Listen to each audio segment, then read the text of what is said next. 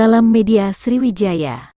Didampingi Ketua TPPKK sekaligus Ketua PMI Provinsi Sumsel, Hajah Febi Deru, Gubernur Sumsel Haji Herman Deru mengunjungi sekaligus meninjau kondisi korban kebakaran di Batu Ampar, Kelurahan 1 Ilir, Kecamatan Ilir Timur 2 Palembang, Rabu tanggal 20 Juli siang.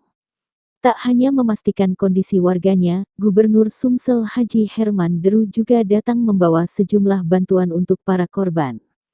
Menurut Herman Deru, awalnya ia berniat datang pagi menjenguk para korban.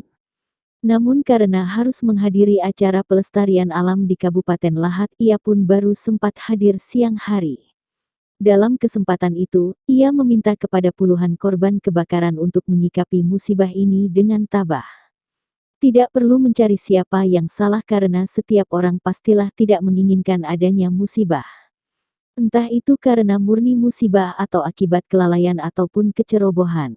Untuk itu kepada anak-anak korban kebakaran ini menurut Herman Deru juga akan diberikan pendampingan trauma healing yang dipusatkan di Musala Jauharul Islam yang tak jauh dari lokasi kebakaran. Hadir dalam kesempatan tersebut anggota DPRD Provinsi Sumsel Dr. Haji Budiarto Marsul, Ketua KORMI Sumsel, Hajah Samanta Tifani Herman Deru, Kepala Dinas Sosial Provinsi Sumsel, Mirwansyah, dan perwakilan BPBD Provinsi Sumsel, serta sejumlah kepala OPD di lingkungan Pemprov Sumsel.